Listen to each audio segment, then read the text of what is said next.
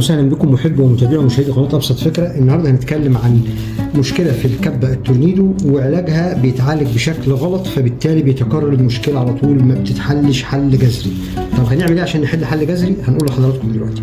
اللي بيحصل ان الترس الصغير ده هو اللي بيبوظ.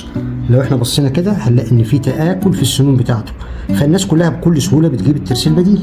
لما بنركب الترس البديل بيبقى الترس التاني المقابل للترس دون حصل فيه نسبة تآكل، فيفضل ولازم نغير الاتنين دول مع بعض. انا هغير الطقم يبقى غير الاتنين دول مع بعض. الافضل طبعا ان احنا نغير التلاتة، يبقى الطقم التلاتة دول يتغيروا مع بعض. انا هركب الجديد يبقى ده خلي التلاتة الجديد دول طقم يجي مع بعض.